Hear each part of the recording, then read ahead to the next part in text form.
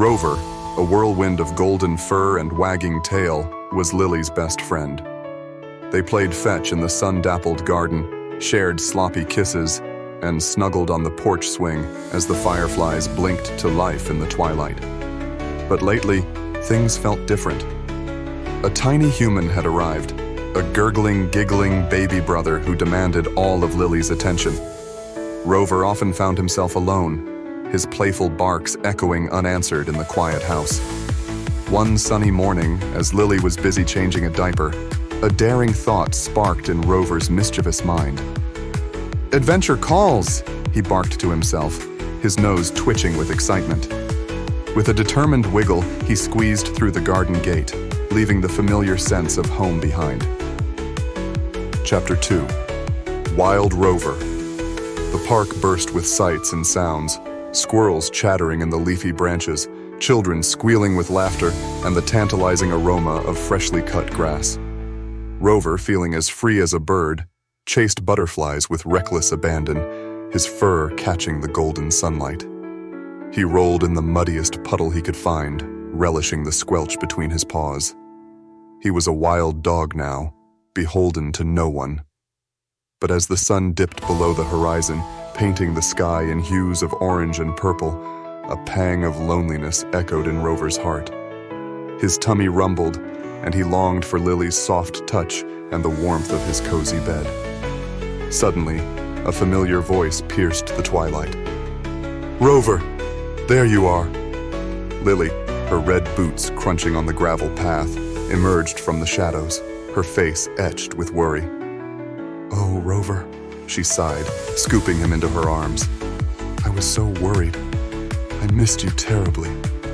She buried her face in his fur, and Rover, overwhelmed with relief, licked away her tears. Chapter 3. Circus Dreams. The next day, Rover's adventurous spirit took him to the bustling market square. He weaved through a maze of colorful stalls overflowing with fragrant spices, baskets of plump fruits, and noisy vendors hawking their wares. He imagined himself as a star performer in a grand circus, leaping through hoops of fire and balancing on giant, brightly colored balls. But the cacophony of sounds, the clatter of carts, the chatter of shoppers, the blaring music, made his head spin. The unfamiliar smells, a pungent mix of fish, perfume, and roasted nuts, overwhelmed his sensitive nose. He longed for the peace of his backyard and the gentle rhythm of Lily's humming. Just as he was about to give up on his circus dreams, he bumped into something soft and familiar. "Rover, you silly pup," Lily giggled, holding up a juicy bone. "Trying to join the circus, eh? But you're my circus dog, the best one in the whole world." Rover, his tail wagging like a metronome gone wild, happily accepted the treat.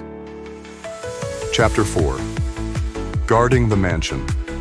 On the third day, Rover, determined to prove his bravery, ventured towards a grand mansion with towering gates and a shimmering fountain. He envisioned himself as a fearless guard dog, patrolling the grounds, chasing away shadowy figures, and protecting his domain with fierce barks. But the silence within the mansion's walls was eerie, the air thick with the musty scent of forgotten things. Shadows danced in the moonlight, whispering his name and sending shivers down his spine.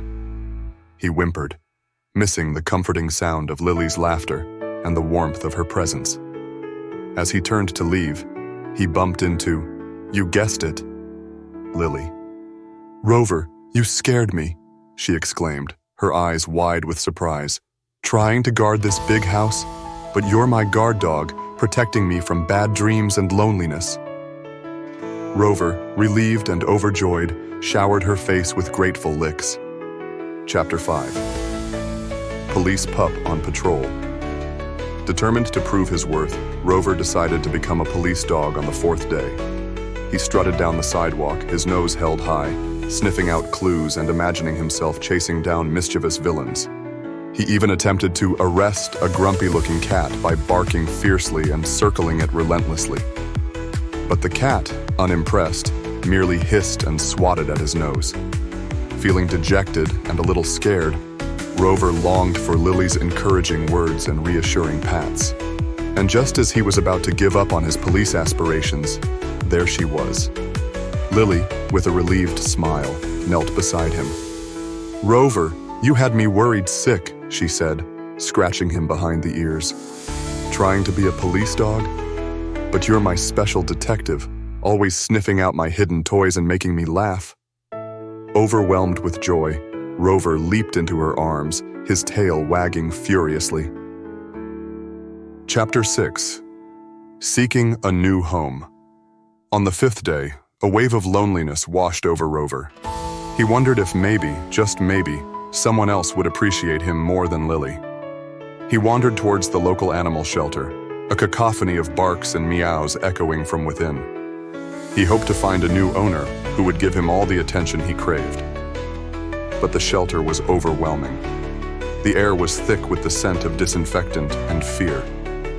Dogs barked incessantly from their cramped cages, and cats glared at him with suspicion.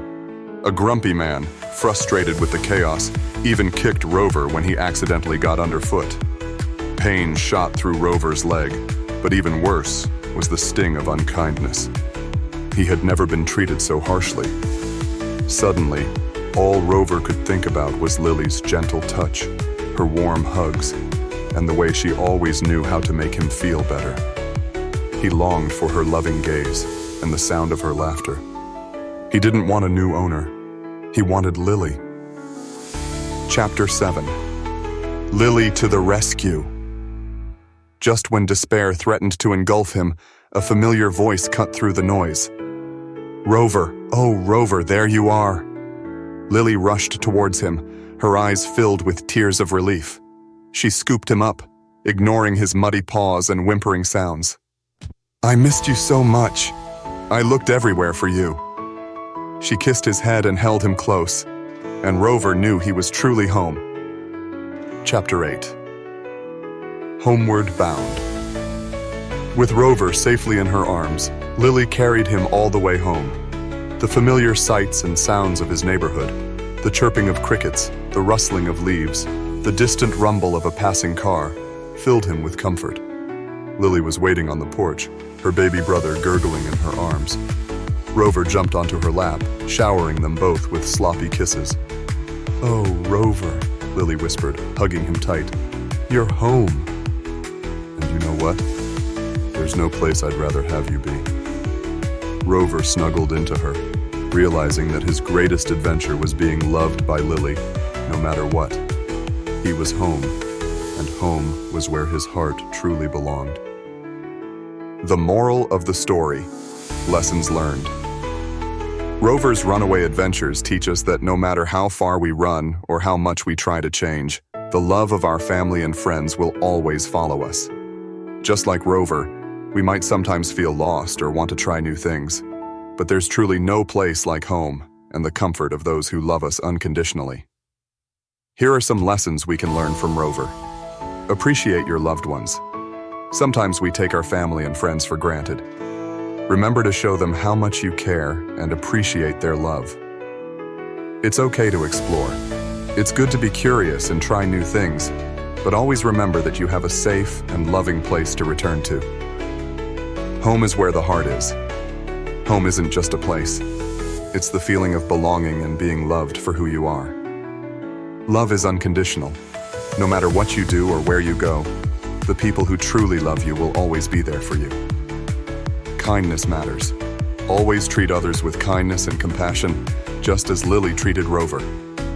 You never know what someone else might be going through. Think about it.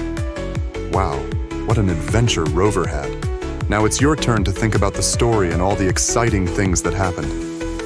Here are some questions to ponder. Why did Rover run away in the first place? Do you think he had good reasons? How do you think Lily felt when she realized Rover was missing? If you were Rover, which adventure would you have liked the most? Why? What do you think Rover learned from his time at the animal shelter? How can you show your family and friends that you love and appreciate them? Have you ever felt like running away? What would you do differently than Rover? Talking about these questions with your friends and family can be a lot of fun. Maybe you can even draw pictures of Rover's adventures or write your own story about a runaway pet.